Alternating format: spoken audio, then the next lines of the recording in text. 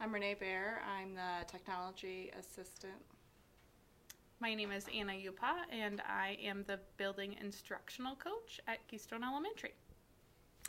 My name is Trinity Schnorr. I'm a high school intern with Workplace Learning Connection at Kirkwood. I intern with Anna in the mornings, and then I go to my classes in the afternoon or throughout the morning and the afternoon.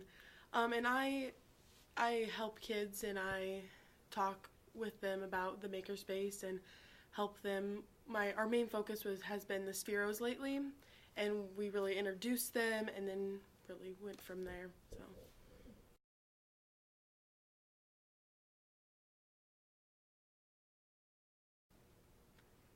I would say when the Makerspace started here, it was something that everyone was all in on, but still a little bit intimidated by.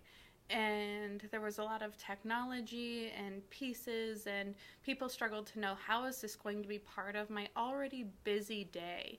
And what does this look like in addition to what I already have to do as a classroom teacher? And I think what people have realized since the beginning, or have come to realize, is that it can be part of what they do. It doesn't always have to be something separate. So Makerspace here doesn't just happen in the Makerspace. People take things out of the Makerspace and bring maker moments into their classrooms with things that they're already doing as part of their core. I think the other thing that people realize is it's not something to be intimidated by. There are a lot of things in here, but that doesn't mean that their students aren't capable of figuring them out.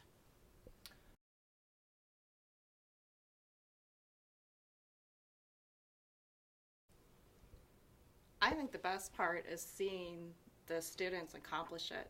When we started, on a daily basis, I had kids that would cry. It just broke my heart because they were afraid. They were like, oh, I can't do it, I can't do it. That never happens now. Because we talk about how nobody ever fails, that you can't make a mistake, that you can just make it work. And when you look at some of the stuff they did, even just recently for a book fair, I didn't give them any examples, and they made these pets and just took all the supplies and used their own creation. You know, they love having control of it.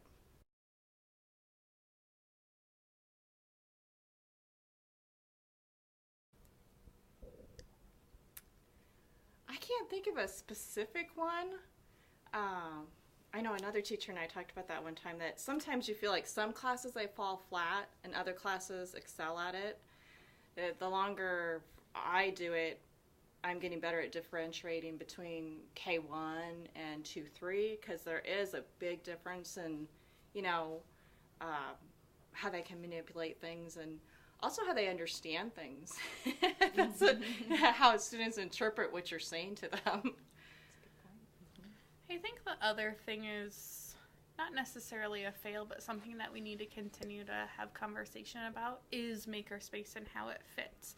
It's really easy for it to just become part of our routine and then not grow or think outside the box all over again as far as how we can improve the space or improve integration of maker moments in classrooms.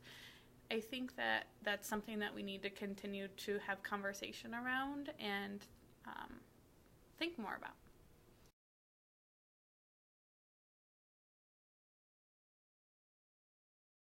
I think what makes it special to me is how it all started, and I feel like our story is what kind of makes this makerspace feel like it does. I think the way it started is this space used to be an old dingy computer lab where it was one of those secondary computer labs that people hardly ever used because only half of the towers ever worked.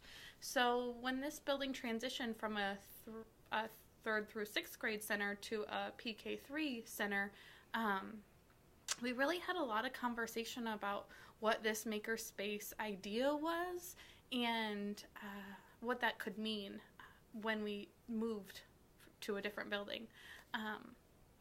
And so we brought the idea to our superintendent, and he said go for it. And we brought the idea to our teachers with very little background knowledge about what makerspaces were, because it was a pretty new idea when we started, or new to us. And they all said, yes, let's do it. Let's get rid of the old computers. We don't know necessarily what we're signing up for, but we'll sign on, and we'll help fundraise, and we'll learn about how to make this space work. So I think what makes this space special is that it was truly teacher and student driven. It didn't happen from one person saying, hey, this is the change that I'm going to make, but it was really driven by students and teachers to make this change.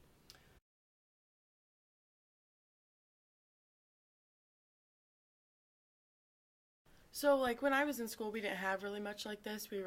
It was more computer based, and this was my computer lab. And I've learned that, like, kids like this a lot more than just going to classes and doing the whole, like, reading and everything. They like coming here and just show their intelligence through what they make.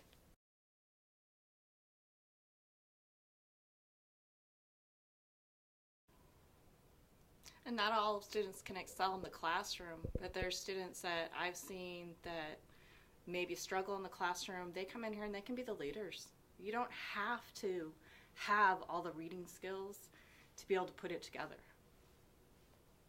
Yeah, I agree. I think what makes this space special to everyone is that everyone can come with their ideas and bring what's important to them and their personalities out in this space.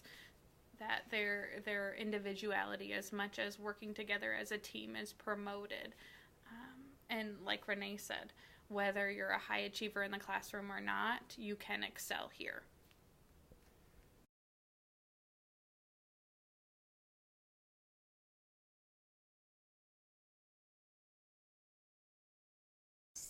I talk to other people that they're like, oh, I just can't stand it. I can't stand the cardboard. I can't stand.